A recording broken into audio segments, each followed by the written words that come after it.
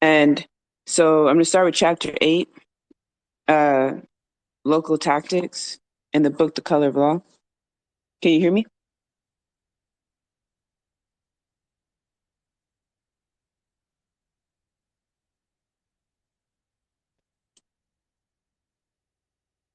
Can y'all hear me? Okay.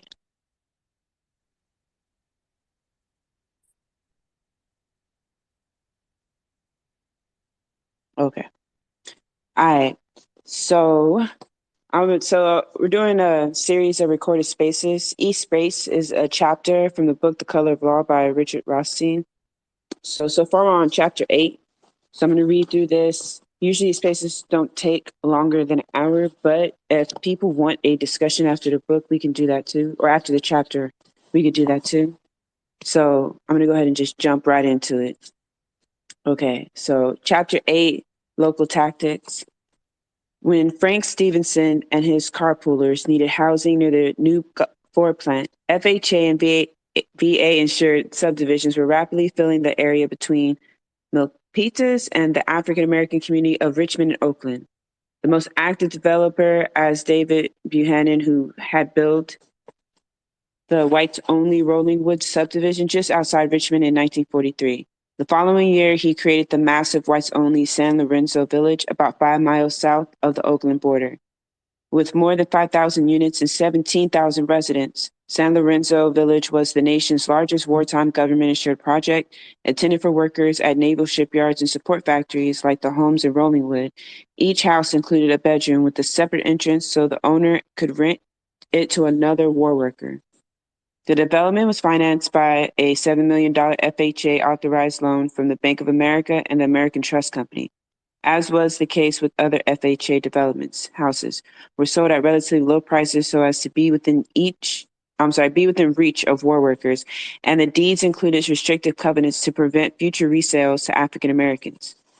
Within easy commuting distance of Milpitas, San Lorenzo Village was an ideal location for Ford workers. Sales brochures in the early to mid 1950s, when Ford workers could have been seeking housing in the area, assured prospective buyers that the village was a quote unquote safe investment because quote unquote far sighted protective restrictions permanently safeguarded your investment. End quote. In 1955, Buchanan began developing Sunny Hills, a project in Milpitas itself. After Western Pacific announced plans to create its new industrial zone, other builders had also obtained FHA guarantees to construct whites-only single-family subdivisions in the area. One Milford Village, a development of 1,500 units on unincorporated land just outside the town boundaries, was guaranteed by the VA and required little or no down payment for veterans and low monthly payments. When it became apparent that no existing Milpitas area development would sell or rent to Black workers, the American Friends Service Committee, a Quaker group committed to racial integration, offered to assist Ben Gross, the chair of the Ford Plant's Union Housing Committee, by finding a developer who would agree to build an interracial subdivision. The AFSC had an existing campaign to press unsuccessfully, of course, Richmond to desegregate its public housing and find adequate integrated residence for its African American population being displaced by the demolition of federal war projects.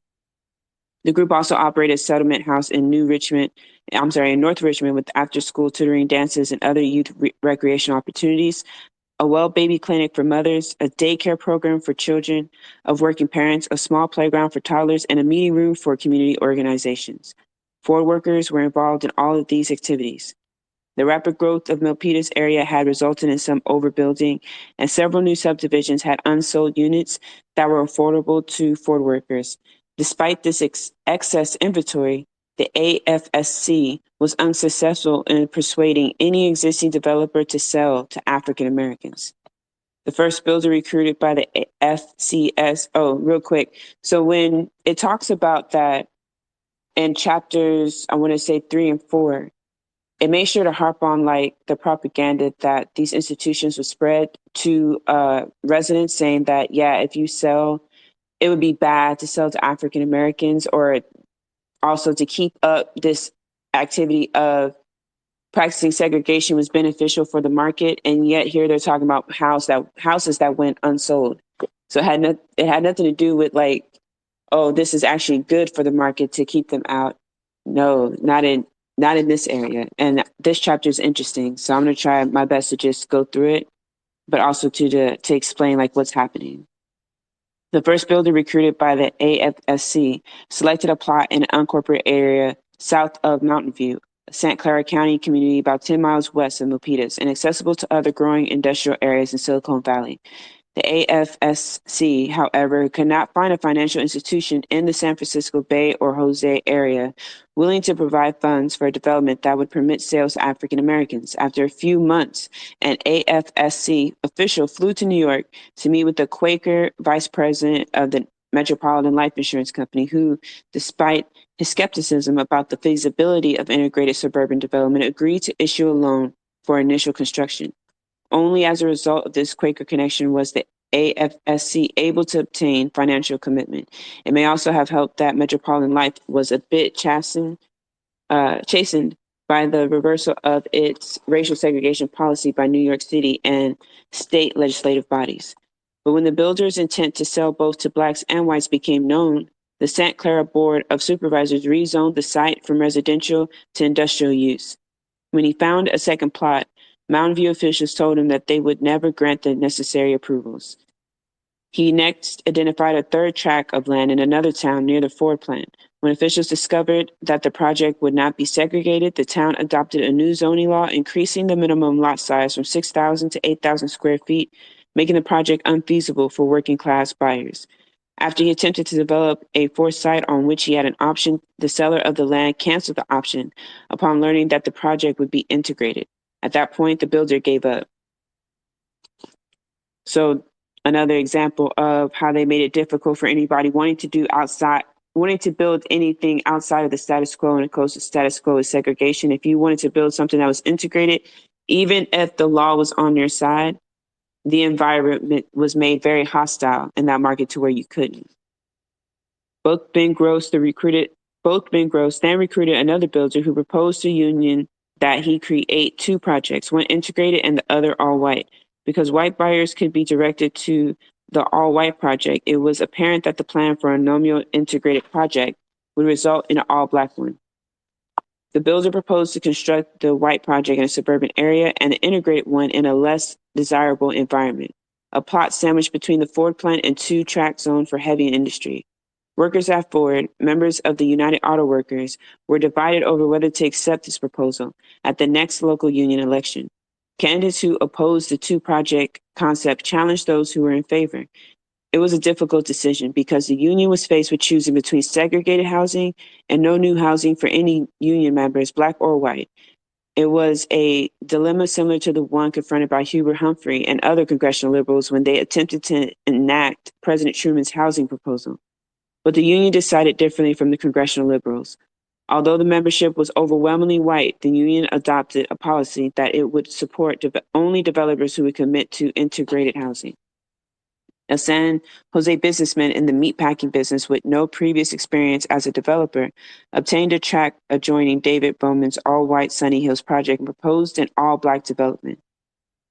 When the AU and AFSC became aware of these plans, they persuaded the developer to construct an integrated project instead, and the union promised to promote the project to its white as well as its African American members. For 6 months, the businessman sought financing, but every bank or thrift institution he approached, knowing that FHA backing would be unavailable, either refused to lend money for a project that was open to African Americans or agreed to lend only if he paid higher interest, a premium for integration ranging from an additional 5.5% to an additional 9%. Such a payment would have greatly increased project costs and made the houses unaffordable to union members. The businessman advised the UAW that he would have to drop his plans. The union was able to persuade him to continue only by promising that the union itself would take responsibility for finding a lender. A UAW and AFSC representatives again went to New York to ask Metropolitan Life to provide construction financing, which the insurance company agreed to do. In January 1955, more than a year after Ford notified its Richmond workers that their jobs were going to Milpitas, and only a month and a half before the scheduled transfer of automobile assembly, The UAW was able to advise its Black members in Richmond that a non-discriminatory housing development called Agua Caliente was going to, I hope I said that right, was going to be available in Milpitas area. But this time, many white workers had already found housing in racially restricted St. Clara County neighborhoods. David Bohannon's company, however, remained fiercely opposed to an integrated project adjoining Sunny Hills, and after a San Francisco newspaper article revealed the plan to establish the first subdivision in the Bay Area where Negroes' families will be sold homes without discrimination. The company began to pressure the newly formed Milpitas City Council to prevent the construction of Agua Caliente by denying its access to sewer lines. So again, that's like little insidious ways. Like they didn't have to explicitly say, "Oh no, we're not giving you access to build your development that's going to include selling to African Americans."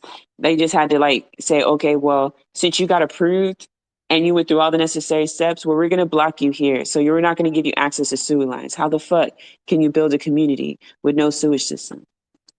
So things in that way is how you'll see shift in how segregation is imposed and enforced. The sanitary district for Milpitas, whose chair was a member of the St. Clair County Board of Supervisors, whose other members were the Milpitas mayor and a Milpitas city councilman, had advised the Agua Caliente builder that its fee for sewer access would be $100 an acre, based on the project's anticipated use of about 3% of the sewer line's capacity. The union's builder estimated project costs and set sale prices using this figure. Metropolitan Life had extended its financing based on it.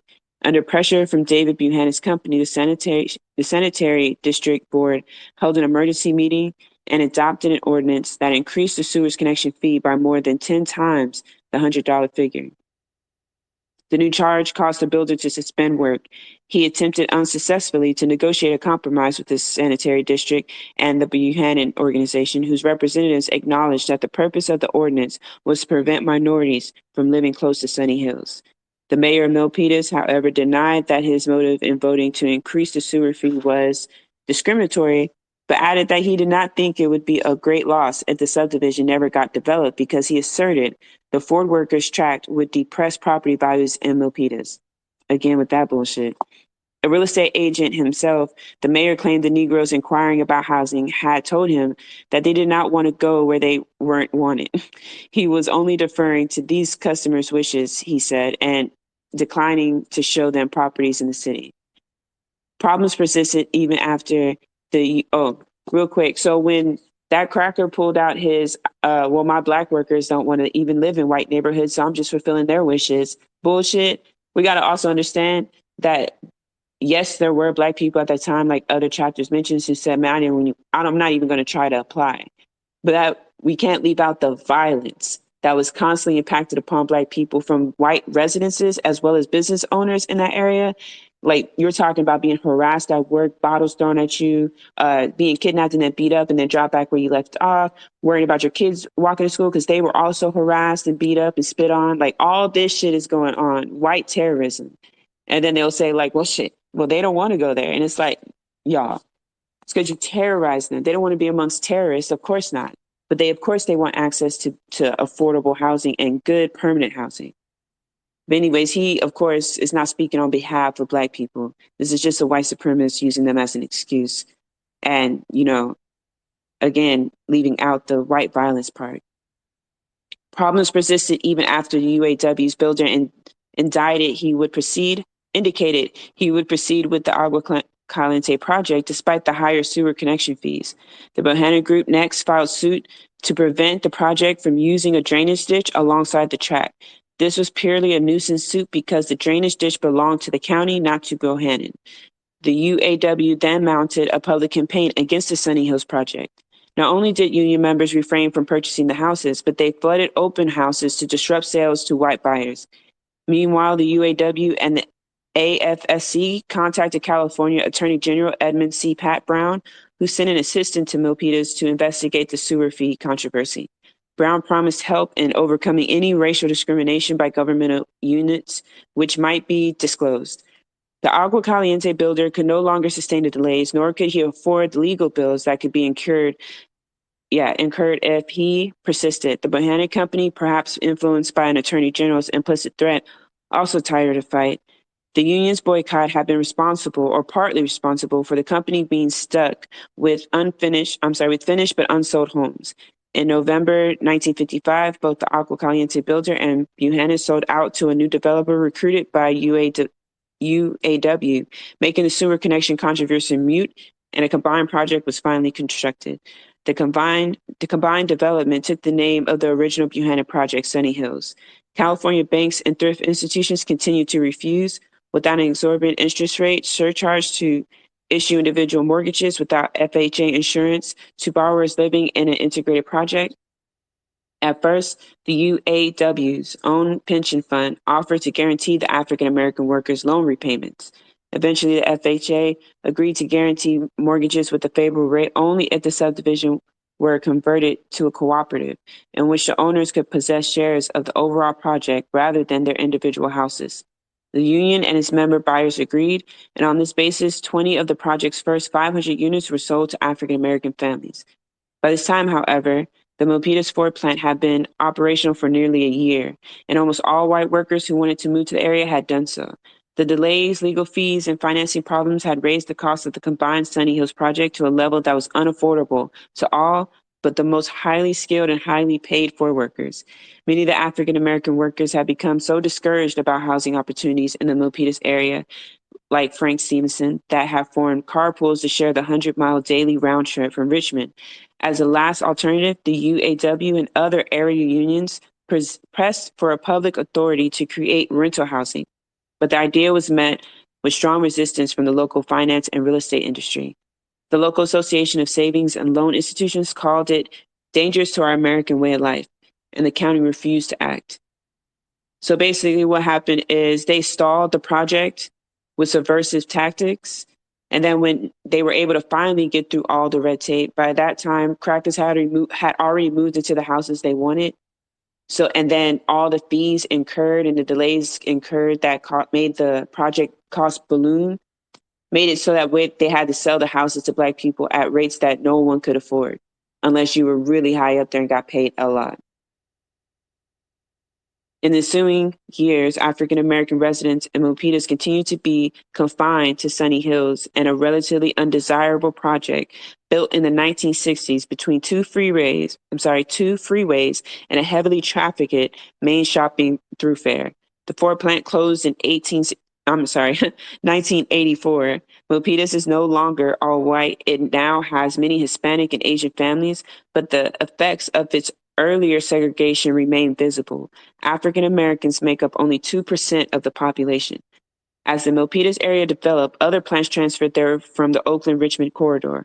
One was a trail mobile factory that relocated from Berkeley in 1955. Soon after, the plant manager announced a change in hiring policy. The company would accept only new workers who lived in the vicinity, and they, of course, were almost exclusively white. Black workers, he said, attempting to commute from Oakland area were too likely to have car accidents from the long drives, leading to excessive absenteeism. That language is how they got around basically saying we're not hiring Black people, by saying, oh, we're not hiring you because it's too dangerous for you to drive. Kind of bullshit, whatever. Before Trail Mobile moved from Berkeley, its workforce was 16% African American.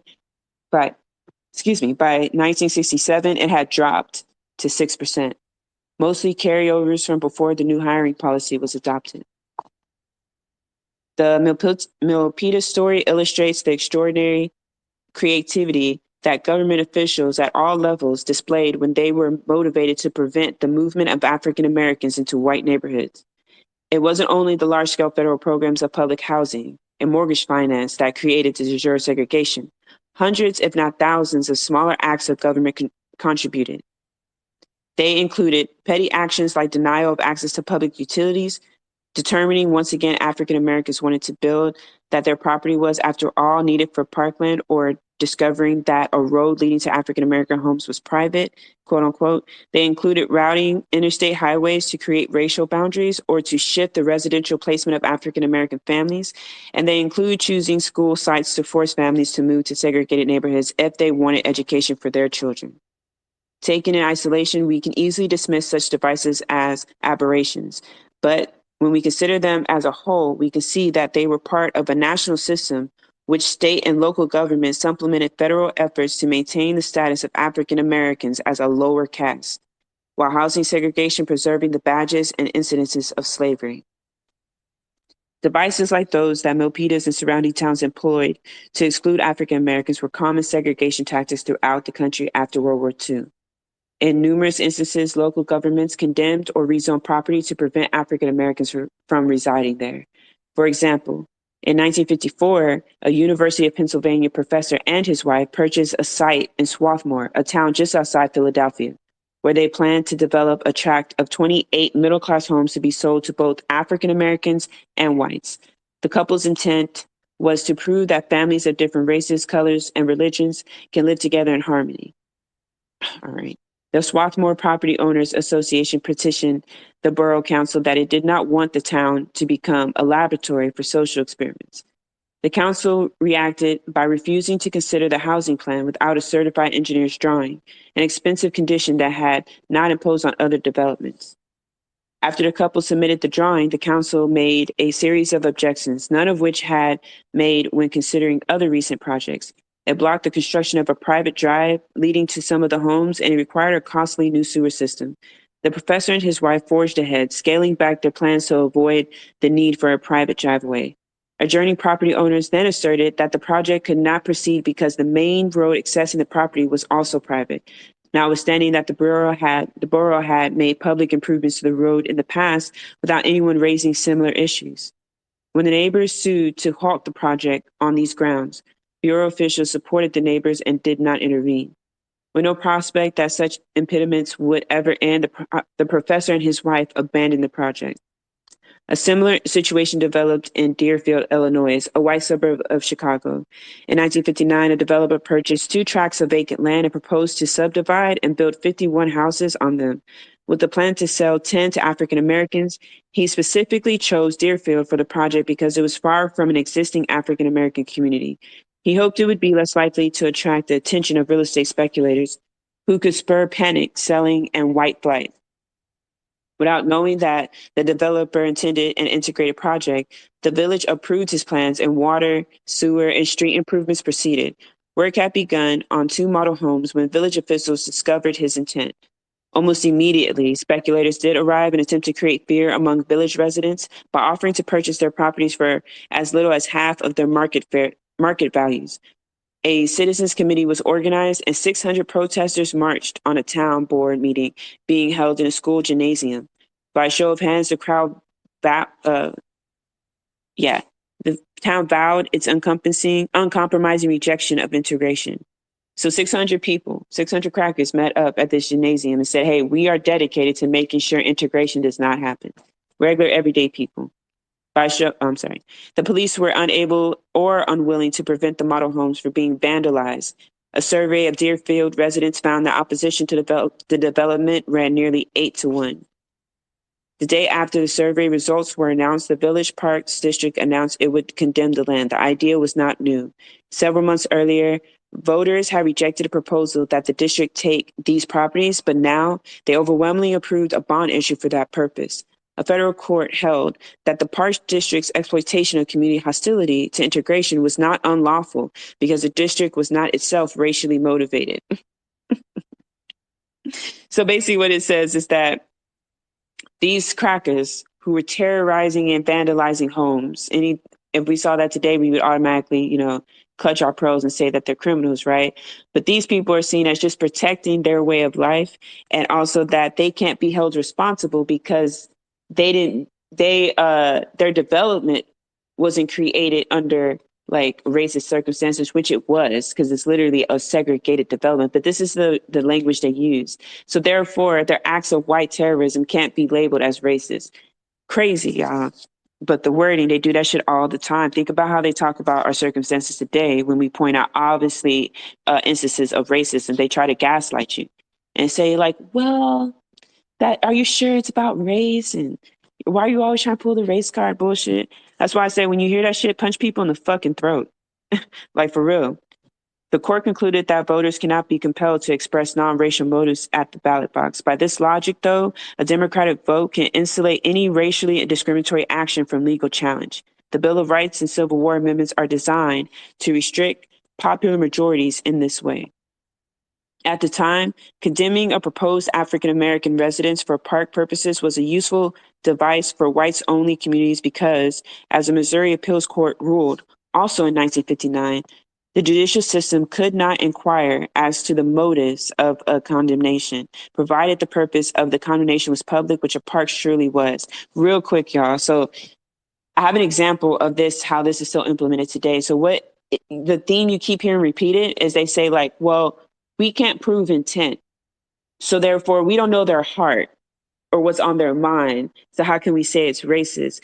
They use that now. So in Baton Rouge, right, there was a lot of people, protesting the horrible conditions at the plant, right? So a couple of people got together and went to the EEOC and filed their complaints about racial discrimination that they were facing in the plants. And if anyone's worked in a chemical plant, they know it's fucking racist. So this cracker that worked there and is one of the lawyers at the EOC literally said, well, I'm going to be real with y'all. In the 30 years that I've worked here, I've never seen a successful case filed against oil companies here for racial discrimination because you need to prove that it was racist. So, of course, the people asked how, and this person said, well, in order to prove it, you have to get them like saying that I'm doing it because I'm racist. Like they have to literally say the words. And it's just, so again, that's how that works. Everyone will say like, oh, well, we have protection for workers. You go to the EOC and they should have you. No, that's not how that works. In the Missouri, so that's just an example of how current day is literally, we have example. You can draw parallels to a lot of the shit that still goes on today, which again is even more motivation to just burn this bitch down. In the Missouri case, an African-American couple had attempted to build a home in the white St. Louis suburb of, I don't know how to say either one of those words, so forgive me, Crev Cohere. That's probably hella wrong.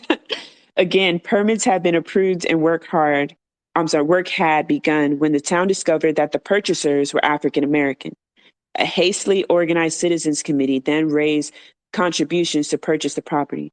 White property owners frequently attempted this ploy when faced with integration. In Lorraine Hansberry 1959 play A Raisin in the Sun, an owners group in a white Chicago community attempts a similar buyout of African American neighborhoods.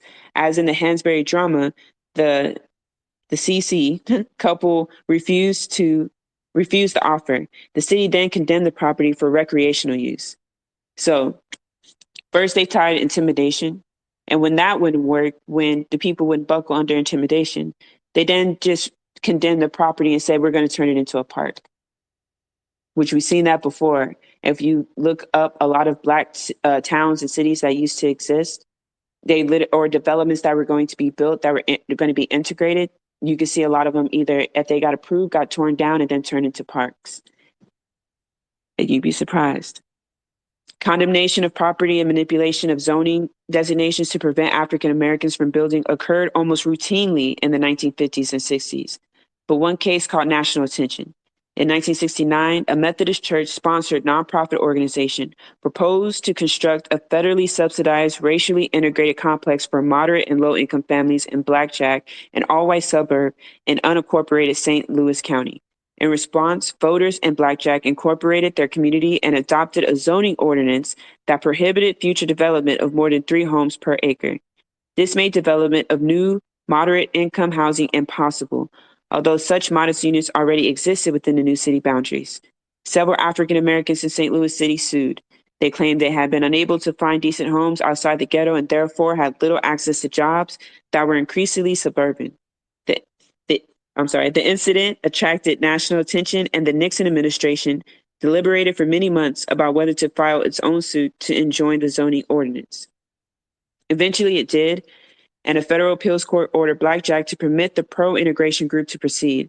The court observed that hostility to development was repeatedly expressed in racial terms by persons whom the district court found to be leaders of the incorporated movement, by individuals circulating petitions, and by zoning commissioners themselves. The court continued. Racial criticisms of the proposed development was made and cheered at public meetings. The uncontradicted evidence indicates that at all levels of opposition, race played a significant role both in the drive to incorporate and the decision to rezone. Citing similar cases from elsewhere in the country, the court concluded that Blackjack's actions were but one more factor confining blacks to low-income housing in the center city, confirming the exonerable process whereby the St. Louis metropolitan area becomes one that has the racial shape of a donut, with the Negroes in the hole and with mostly whites occupying the ring. The court further noted that Blackjack's actions were exacerbating residential segregation that was in large measure the result of deliberate racial discrimination in the housing market by real estate industry and by agencies of the federal, state, and local governments. This is de jure segregation. The Methodist organization, however, did not win its legal victory until 1974, 5 years after it had proposed the integrated project. By then, financing was no longer available. Interest rates had climbed, and the federal government had become less supportive of subsidizing integrated housing. The lawyers for the church group said that despite the court ruling, no developer in his or her right mind would proceed with the project in the face of such hostility. It was never built. Justice delayed is justice denied was a frequent experience of African Americans having to fight legal battles to obtain housing in white neighborhoods. While many de jure segregation policies aim to keep African Americans far from white residential areas, public housing also shifted after African American populations away from downtown business district so that white commuters, shoppers, and business elite would not be exposed to black people. Oh, y'all, the shit pisses me off because it reminds me of New Orleans and other cities that have adopted this trend. I want y'all to look in y'all area, especially popular tourist spots. New Orleans is a good one to research because they have started hiring private police to enact violence on black people in certain areas so that they can keep it as white as possible and as tourist as possible. And they say oh, it's to prevent crime. No, it's literally for the same reason that we're reading in this book. And that happens in black cities all across the country. Look up how many police or people who work for the police department are hired on the side for side jobs and how they're actually encouraged to enact violence on black people, whether they're just shopping, walking, anything. It's the shit our people endured. I'm trying to tell you. Slum clearance was the way to accomplish this, and that's in quotes. And when they would say slum clearance, they mean just get rid of black neighborhoods. So even when black people were segregated to their own area, and even if they stayed there, it didn't matter. Because again, under a system of white supremacy, nothing here is, you're safe nowhere. Your housing is always temporary. Your job is always temporary. Your class status is always temporary. You're an exploited chess piece, moved with whatever way the system sees fit. No autonomy, no self-determination. And this is what our people were fighting against. They weren't fighting to be next to crackers. They were fighting for self-determination. They're saying if you tell me I have to work, bad enough already you're exploiting me on the job and you're pushing me further out so that I can't even access those jobs. But if I so happen to do all that I need to do to make it, at the very least, I should be able to buy adequate housing, permanent housing. And literally over and over again in history, they tell us no, basic things that are human rights, you don't deserve access to. And they find a new language every day to tell us this. It's sick. This is not living, y'all. This is not living. Slum clearance was the way to accomplish this. By the mid-20th century, slums and blight were widely understood euphemisms for African American neighborhoods. Once government has succeeded in preventing black families from joining their white peers in the suburbs and in concentrating them within a few urban districts, these communities were indeed blighted. In many cases, slum clearance could have been a good idea, where low-income African Americans were living in squalor. Plans to demolish substandard structures and provide new decent homes and integrated neighborhoods would have been appropriate. But mostly policymakers contemplated no such relocation. Instead, slum clearance reinforced the spatial segregation of African Americans as well as their impoverishment. This, in turn, led to further segregation because the more impoverished African Americans became, the less welcome they were in middle-class communities. One slum clearance tool was the construction of federal interstate highway system. real quick for what I just read. So again, remember this book is written by a cracker, so his passive language always makes me upset. So the thing is, right, it's not because, oh, you know, the poorer you became, the more like you can get it. They were already cut out of access to adequate housing, and they were purposely put in slums and makeshift houses that were built to be temporary. And what that means, built to be temporary, you're talking about materials that's not expensive, so it's cheap, not as sturdy. You know, something that's meant to be torn down, it is not meant to withstand long periods of times against the elements. So anytime you had rain or any kind of storms, or even just shit, the wear and tear of just existing on land, on everyday environments, eventually that material is going to wear down, and it becomes slums and blighted property because, again, they would tell local stores and businesses ran by everyday crackers would literally, because they began, again, remember, these people used to gather around in gymnasiums and say, we are against integration and we are committed to it. Meaning that if I own a lumber shop and I know that these African Americans are going to come to buy supplies in order to maintain their housing, I'm going to deny them those supplies, or I'm going to charge them rates I know they can't afford. Like that's what happens when everyday people commit to a white supremacist system. And then when you're unable to keep up your property, they call you a slum village or a blighted property.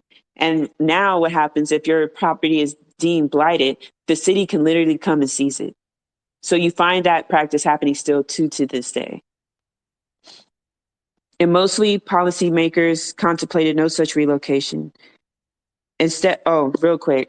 So when I talk about blighted properties and how the city can seize it, that's why oftentimes, well, not oftentimes, but we should talk about more the way in which, again, we need to leave and find alternative structures in which to have or wish to create like our own housing and our own resources and our own lands and our own autonomy. What I mean by that, right, is like, okay, we're taught very early on the way that you get housing is you get it, you go to college, get a good job, and if you make enough money, you can afford housing. Now we see the prices of housing just skyrocketing, so that is a way to keep people out of housing. But there's more empty homes than homeless people. Common sense would be like, wait a minute, I have no shelter. I need to occupy that. That's mine. We should be able to take any building, any institution that is in our community should be the purpose and be used for the people in that community. We shouldn't ask no permission. It's just common sense. And I was having a conversation earlier that living under this system, right, for so long, again, is constant conditioning of the mind to really numb like basic instincts in you and make you subservient and docile. And the way in which we see that is, look, you can literally be struggling to pay bills, live in horrible housing, and literally right down the street, you can see an empty house that has 15 bedrooms and 10 baths, and it has water fountains and shit. And instead of all of us just storming that fucking house and using it for our shelter, we police, and of course there's other reasons why too, because the state protects those properties and that's what the police is for. But we should be organizing to take over empty and abandoned houses. We should create groups in which people who can't afford to cut their grass, if we have the resources, we should be cutting the lawn so that the city can't take their houses under the blighted property deal. Like, we should start strategizing in ways and with intention to say, how do we seize control of our neighborhood so that we can have housing for everybody without waiting for a president or a politician to somehow grow a conscience to say, okay, we'll grant you housing. Because as we can see, even when they do that, it is literally a pitfall and just reinforces the empire state anyways. So we really need to talk about housing, what that looks like for us, and how can we guarantee that everyone has access to housing. And like I said, if you look in your area, in most places, there's more houses than homeless people. Like, that we have the housing already built. We just need to have that mindset that, look, we're hungry, I'm going to eat, like Jordan Neely said, who was killed for it. Well, we need housing and it already exists. So it should belong to the community and we should seize it. And we should create tenant unions in which we protect each other from the police coming to take it back from us. That means getting trained with weapons and self-defense. That means creating community initiative programs that, scout the community to make sure no one's there to vandalize or to inflict white terrorism on us when we reclaim community blocks. I can go on about this, but something we should talk about and think about more. One slum clearance tool was the construction of the federal interstate highway system. In many cases, the state and local governments with federal acquiescence designed interstate highway routes to destroy urban African American communities. Highway planners did not hide their racial motivations. The story of such highway planning begins in 1938, when the federal government first considered aid for interstate highways. Secretary of Agriculture and subsequently Vice President Henry Wallace proposed to President Roosevelt that highway routes through cities could also accomplish the elimination of unsightly and unsanitary districts. Those are in quotes. And what he means by that is that they could use highways, building of highways, and say, hey, we're making it more convenient to get to work. And anyone who lives in a city knows that is not the fucking case, but that they use that construction of those highways to plow through Black neighborhoods and basically scatter and of course, keep Black people out of housing and destroy their neighborhoods. Over the next 2 decades, the linkage between highway construction and removal of African Americans was a frequent theme of those who stood to profit from federal road building programs. They found that an effective way to argue a case for highway spending was to stress the capacity of road construction to make business districts and their environments white.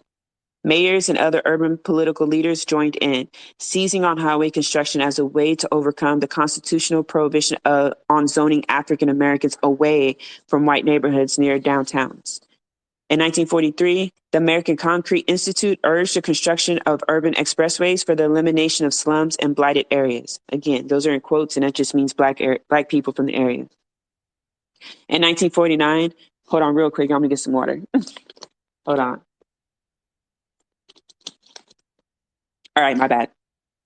Okay, let's see. In 1949, the American Road Builders Association wrote to President Truman that if interstates were properly routed through metropolitan areas, they could contribute in a substantial manner to the elimination of slum and deteriorated areas. An important influence on national legislation and administration of the highway system was the Urban Land Institute, whose 1957 newsletter recommended that city governments survey the extent to which blighted areas may provide suitable highway routes. By 1962, the Highway Research Board boasted that interstate highways were eating out slums and reclaiming blighted areas, meaning that they were literally just demolishing and eliminating Black neighborhoods. Also, too, it's important because you see how the language again went from, just explicitly saying they use both. Of course, it was interchangeable, but on paper, it'll say eating out slums, in quotes, reclaiming blighted areas. The use of this language is important because as we see with the gutting of education and the rewriting of history, calling slaves like indentured servants or involuntary immigrants, like as these language change and get put in books and of course get written by our oppressors, the purpose for that, or one of the outcomes we'll see, is that as our progeny down the line go to read these books and they see like, okay, I'm oppressed as a Black person. Why is this? Why are things the way they are? Well, if I go in the books and all they say is like, well, actually the highways are built, for getting rid of slums and blighted property. On its face, that would sound like a positive. Like, oh, you mean rundown neighborhoods? They wanted to fix up the area. And that's why they use this language. So it makes it harder for people to like really pinpoint how this happened. If you go to the ordinances that were created, they won't explicitly say Black. So then they can gaslight you and tell you it's all in your mind, or show me on paper where it says we hate Black people. That gaslighting shit. That's why I always say I don't need a cracker to come out his fucking long neck to tell me and call me a nigger for me to know that this is a racist ass system and that everyday people work to keep it that way. I can just look at the material conditions of Black people, and that is enough. And I stress that because oftentimes we think you got to be like super educated to be able to speak on issues. No, you are the person experiencing it. This is happening to you. You have all the authority and validity to say this shit ain't right. This needs to be uprooted.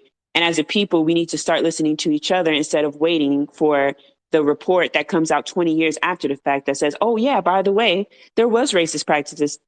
Once we say it's wrong as a people, the power to the people means that it is wrong. And then that we have every right to act in understanding that it's wrong. Okay.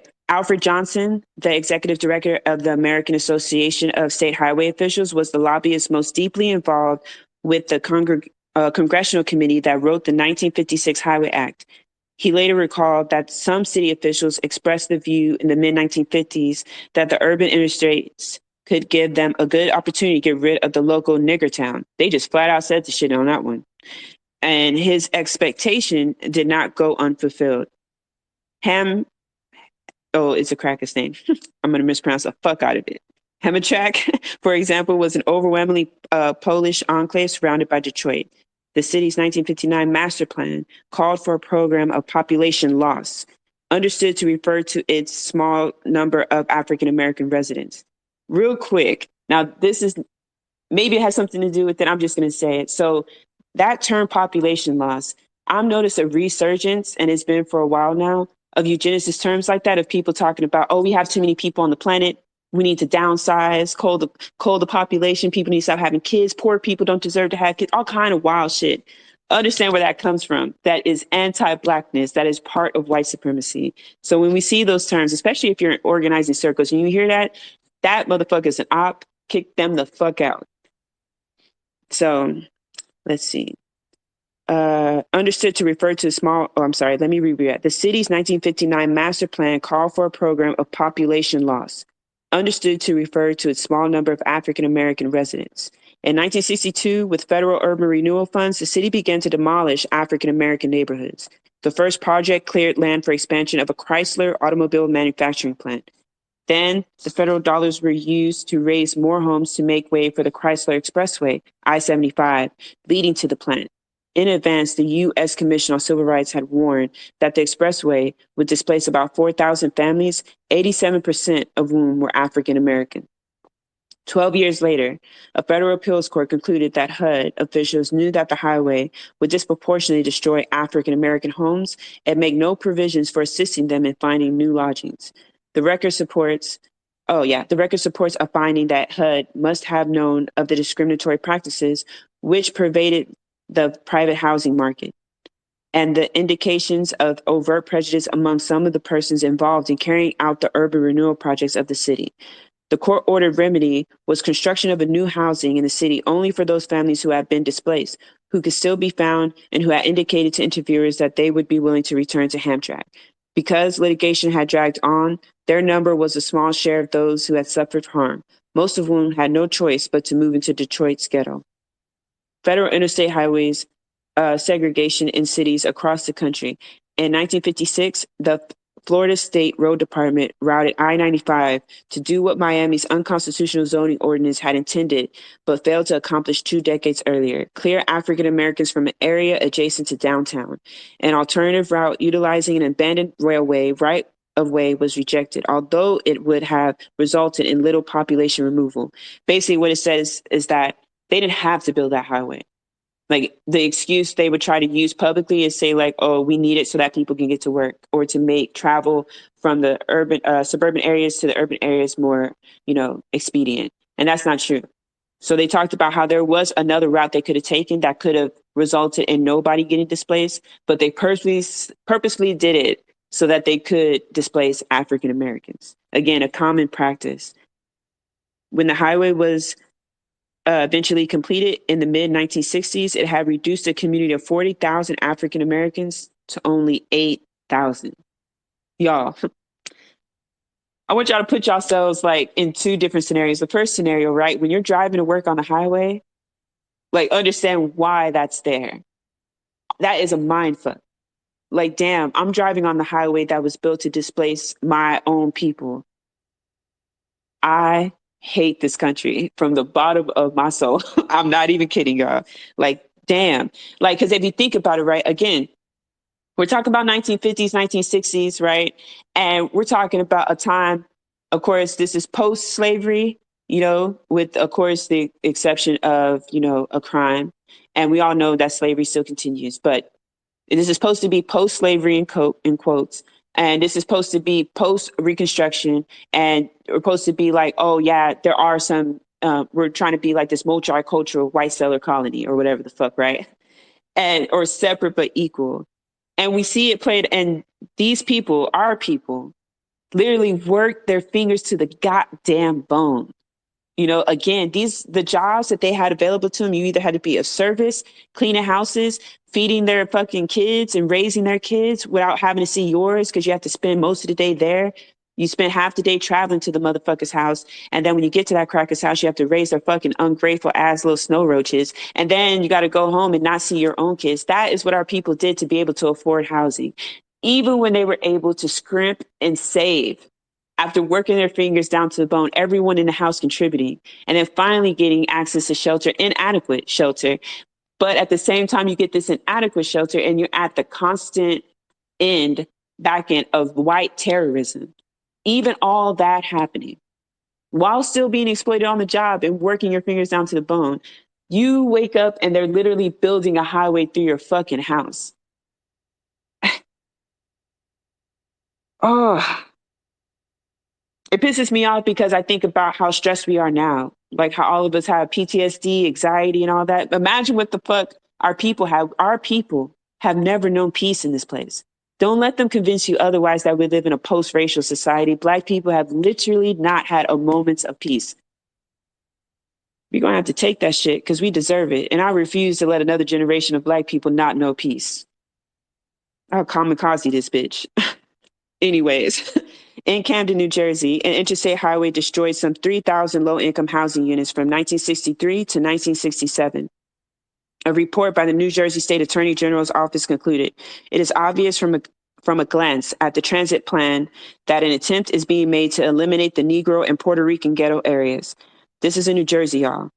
By building highways that benefit white suburbanites, facilitating their movement from the suburbs to the work and back. In y'all, let me make sure I didn't skip it. Yeah. In Los Angeles. And so he's hitting on all these different cities, right? All across America. All of this is happening simultaneously. This is what I'm saying. The system constantly adjusts. It's like by the time we analyze our material conditions in one set of circumstances, we turn around and the fucking system and change it in 15 others. Like the ways in which we have to like navigate this sick, fucked up system is, for lack of a better word, so unfair. And I want to harp on that word unfair because as Black people, we have been indoctrinated that this is just something we should overcome. No, we shouldn't. This should not be like this. And we have to keep reminding ourselves that because then we end up getting used to it. And because we get used to it, we say things like, oh, our people have survived. No, the fuck we didn't. We lost a lot of people, y'all, and we keep losing a lot of people. And when we reckon with that reality, it should make us angry. It should enrage us. We should have a fire in us that can only be put out through liberation. Sorry, y'all. Let me get some water. I'll be ranting and raving, bruh. But the way they do my people, I can't fucking stand it. I need to see liberation in my lifetime. In Los Angeles, routing of Santa Monica Freeway in 1954 destroyed the city's most prosperous Black middle-class area, Sugar Hill. In an all too familiar series of events, when the first African-American and insurance company executive arrived there in 1938, neighborhood association leaders suggested to him that he would be happier if he had lived elsewhere. When the executive failed to act on that advice, the group proposed to buy the property from him, but then could not raise the funds. By 1945, a few middle-class African Americans had settled in Sugar Hill. The association went to court to apply its restrictive covenant and have them evicted. By anticipating the U.S. Supreme Court's Shelley's ruling by 3 years, a state judge ruled that enforcement of the covenant would violate the 14th Amendment. After more African Americans bought houses in the area, the Los Angeles City Council rezoned the neighborhood for rentals over the protests of affluent Americans who had already lived in Sugar Hill. More lower income Black families then moved in. The routing of the Santa Monica Freeway through Sugar Hill succeeded in demolishing the Black community where other efforts had failed. African American leaders pleaded that the freeway be shifted slightly north, but the city engineer dismissed their concerns, assuring them that they would have up to 5 years to find new housing before properties were seized. In a few of these cases, did federal or local agencies provide assistance to displaced African Americans in finding adequate and safe new housing. When enacted into law in 1956, the Interstate Highway Program did not impose even a nominal obligation on federal or state governments to assist those whose residences were being demolished. Although the House version of the bill permitted, but did not require, payment of moving costs to tenants in the demolished homes, the Eisenhower administration objected.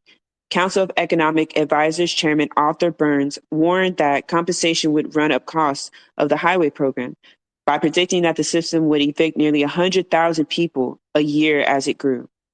The Senate then removed language permitting such payments from the final legislation. In 1965, the federal government began to require that new housing be provided for those forced to relocate by future interstate highway construction. But by then, the interstate system was nearly complete. Too little, too fucking late. But by design, not by accident. Let me get water real quick.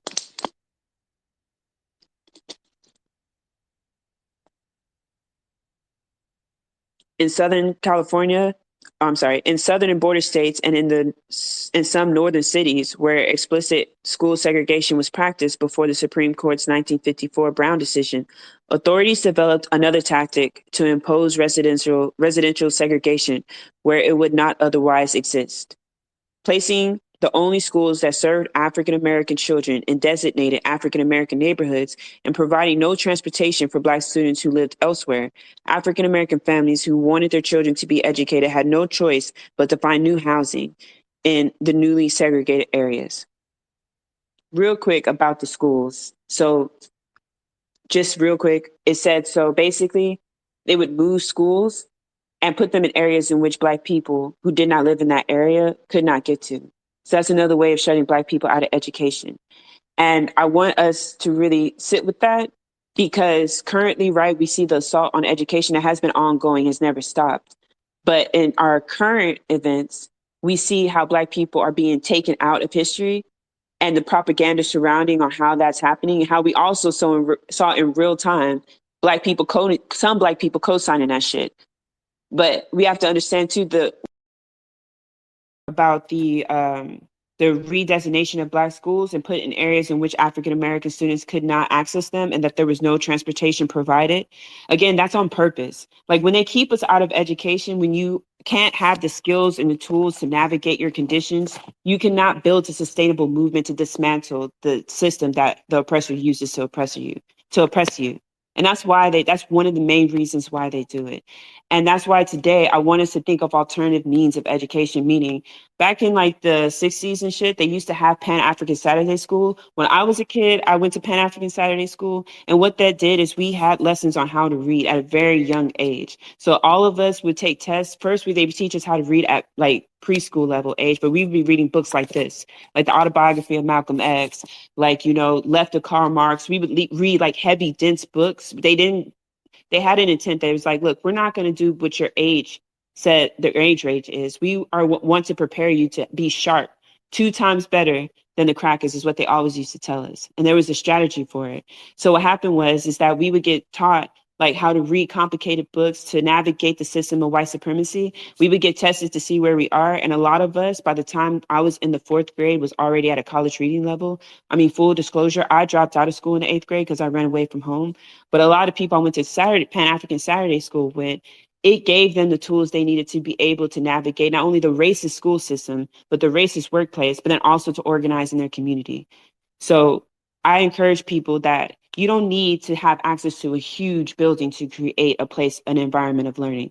You literally can go outside, and if you have like a park or shit, even a driveway or even your garage driveway, where you get a couple of chairs, you get the kids from the neighborhood and you read to them and like talk to them. And it doesn't have to just be kids. Like if you have neighbors, we need to start building community, and we also need to be building community with intention and purpose. Have your neighbors say, yo, let's start a book club. Let's start a club in which we learn our rights as tenants in this apartment complex so that we can create unions in which we can hold rent strikes and make sure that they don't raise the rent to where we can't even afford this apartment anymore after renewing it after a year. Shit like that we should start doing and practicing. But again, I wanted to bring up the school part is that I hoard books. I collect books because I always had this fear that they would burn and get rid of books and ban books. So I just encourage people to not to allow them to convince you that you don't need education. And what I mean by education is something that serves you, that works towards your liberation. Again, I'm reading this book called The Cover Law, written by a cracker, and his language is very passive, but there are facts in here. So when you read books like this, read with intention. You are looking for the tools in which to organize and to strategize and to plot your liberation. So even though he uses milquetoast language, right, he also maps out Here's where this happened. These are the dates. These are the people who did it. You take that information and use it for your benefit. And that is what you learn through creating like educational systems. So again, I encourage people, if you enjoy reading, if you have a local library, go use it, hold reading circles, hold education circles, start, using like radical education. And will have a space about like free curriculum that teachers have given me to be able to like do that in areas like Houston and Austin. Speaking of Austin, next paragraph.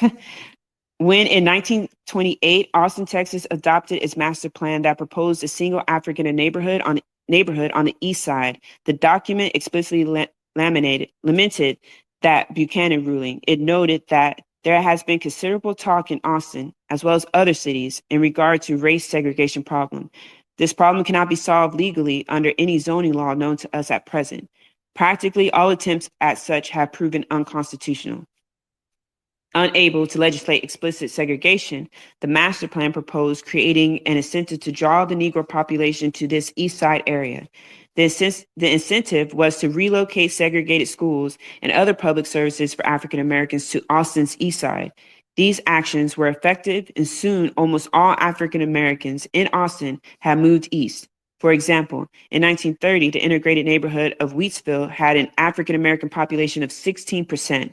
In 1932, a segregated school for African American pupils was shut down, and by 1950, the community's African American population was 1%.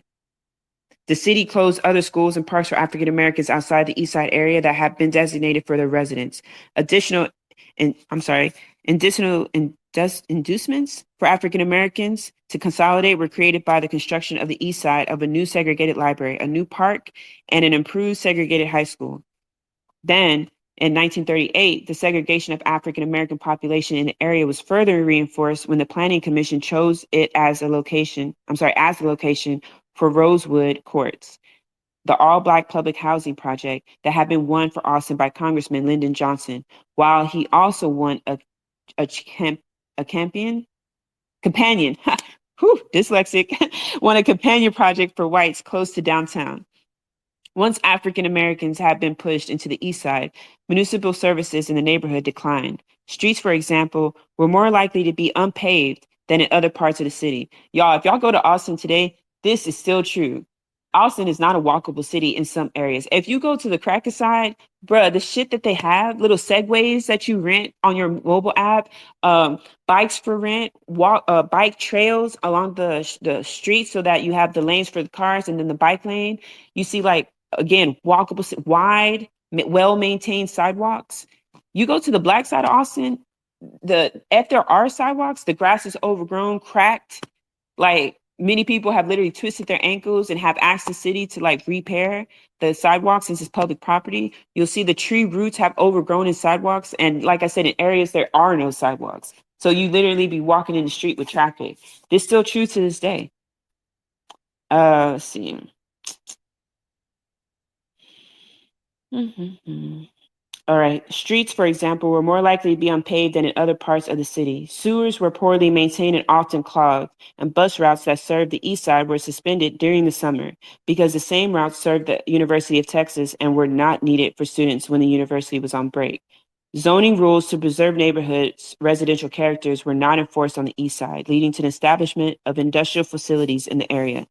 That's important because if you live in a Black neighborhood, I guarantee you there's some kind of like plant or industrial facility that's literally dumping toxic waste in your area, or you live next to a landfill or on a landfill, or your community was built on a landfill, or you live next to a garbage processing plant that literally is funking up the air you breathe. Like the ways in which they constantly terrorize us, like we literally can't breathe. Y'all. I'm just going to, full disclosure, I'm just going to get madder and angrier as I read this book. And that's how I get with all books about this stuff, but as we should. Although the strategic placement of schools to designate racial zones was a tactic primarily available to southern cities with codified school segregation, the device was occasionally employed in the North as well. In the 1920s, Indianapolis used its school siting policy to pursue the goal of residential segregation. The school board shifted the academically prestigious and all-white high school to an exclusive white community, far from the city's racial boundary. This left the former high school in an area near the border between the city's black and white neighborhoods, but the board refused to designate it for use by African Americans. Rather, it constructed a new high school for African American students near a glue factory and city dump, far from the white areas. They had our babies walking in next to city dumps and landfill and trash, breathing that funky ass, polluted ass air. And then they wonder why we can't concentrate in school. Why, you know what I'm saying? Like why we're acting, you know what? I'm telling y'all, the only logical conclusion is revolution. The case of Raleigh and surrounding Wake County, North Carolina is particularly noteworthy because in recent years, advocates of school integration have praised the county for its program of busing children to make its schools more diverse. Barred by the Supreme Court from explicitly integrating schools by race, the district, which includes the city of Raleigh and its suburbs, has bused low-income children from the south and east sides of the county to middle-class neighborhoods in the north and west. As it happens, children in the southeast are mostly black, while those in the Northwest are mostly white. The segregated design that the busing was designed to overcome was no accident. It was created in part by racially motivated school signing decisions in the early 20th century. Karen Benjamin, a historian at Xavier College in Chicago, has uncovered records that reveal how school placement decisions helped force segregation of Raleigh as well as of Houston and Atlanta. And if you are paying attention to what's happening in Houston ISD right now, y'all would be ready to just shake the fuck out this shit for real. It's constant attacks, constant battle. And so when black people say, yo, enough, I'm fucking tired. When Jordan Neely stood on that subway and is like, yo, fuck y'all. I'm tired of being hungry. I'm tired of struggling. I'm tired of not having adequate housing. And then he gets choked out for it. And while people watch. Understand that's not on accident.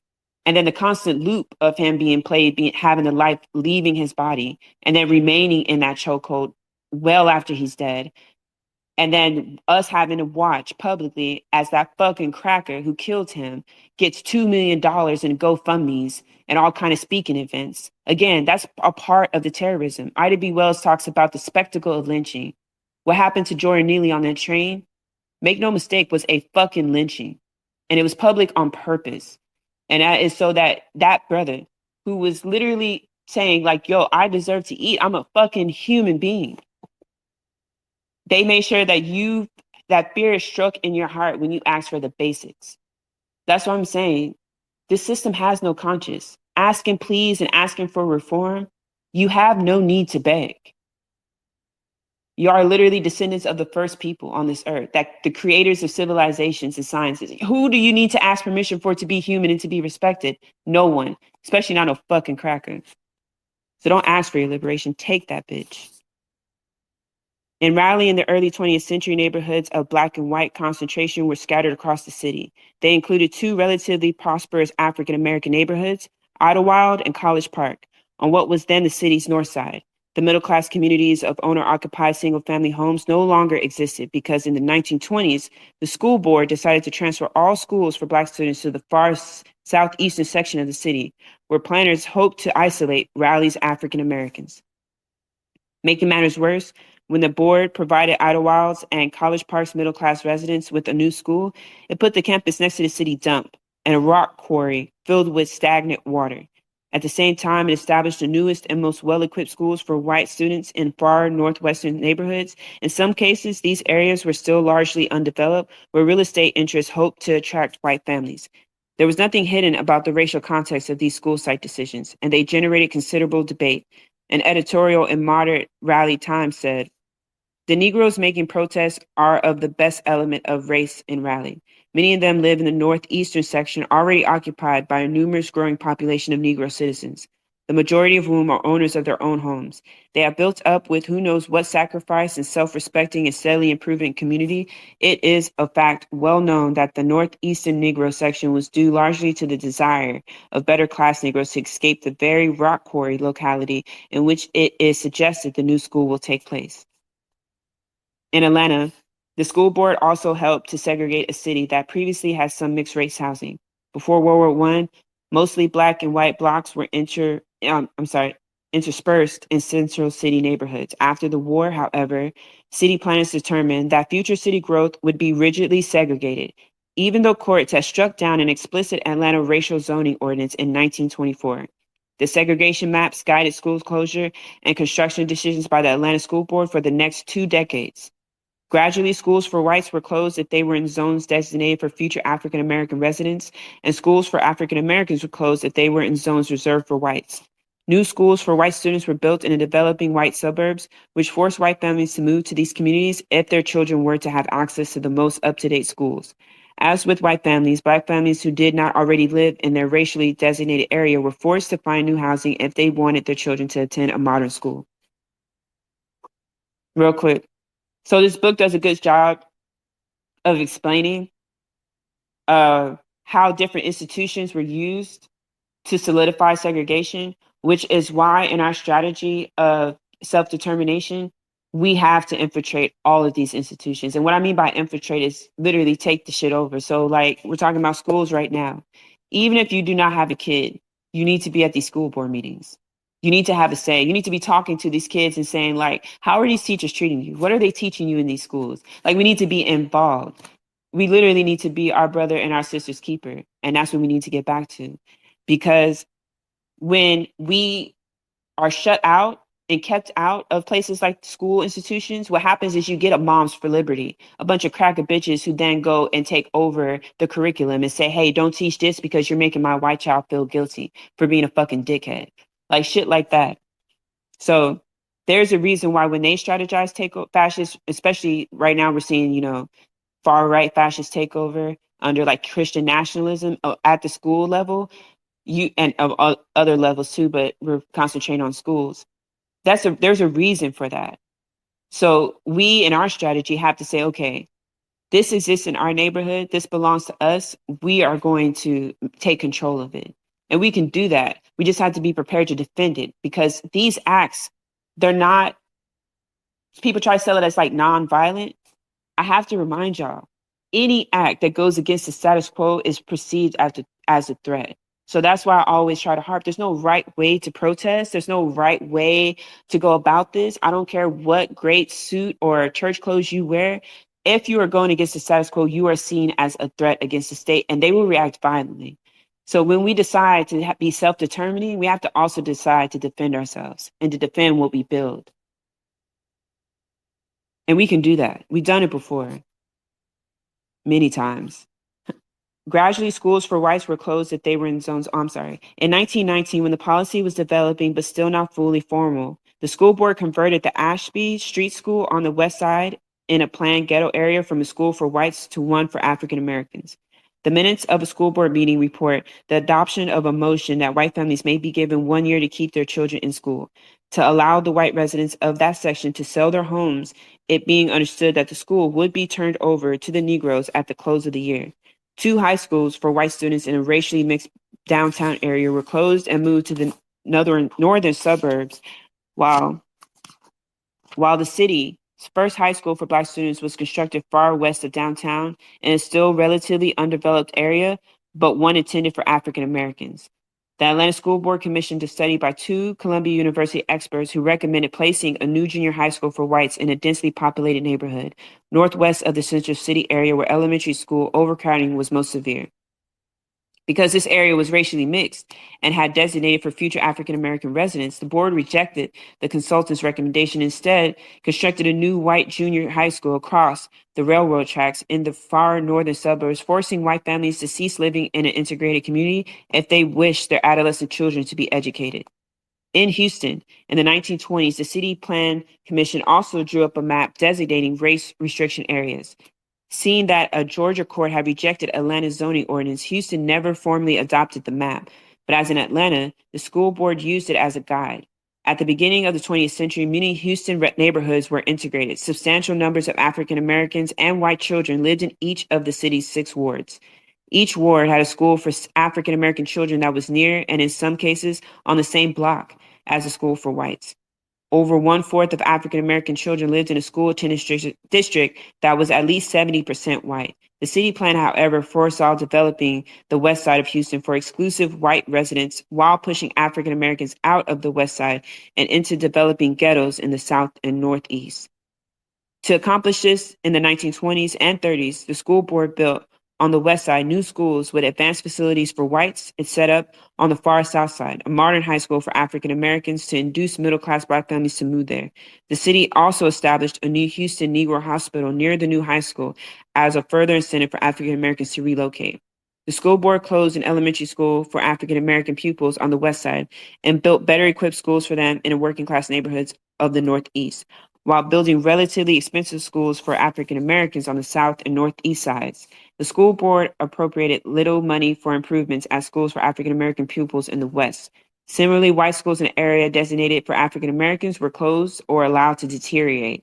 Each time the board made a decision about schools for African American pupils, a chief consideration was avoiding proximity to white districts. Professor Benjamin concludes that Houston's school building programs were the key to preserving school segregation long after the Brown decision declared it unconstitutional. So yeah, that was the end of chapter 8. And real quick, because you might hear some parts of the book and you're like, okay, so you're telling me that they built neighborhoods like for crackers, and you might be struggling why that's bad. So again, understand, Black people are still working and paying taxes. They would literally take the taxes of Black folks and not build up their schools. Matter of fact, they were shutting them down and letting them deteriorate. And they would build up and keep the white schools modern. And then they would place these schools in certain areas. Yeah, they would close down certain white schools, not because they wanted to keep white people out of education, but because they needed them to move in certain areas so that they can have Black people in places that were toxic, wastelands and landfills, so that they can be next to plants that give off toxic wastewater so that their water is poisoned and they can't drink it. All these things were by design. So I'm going to land it there.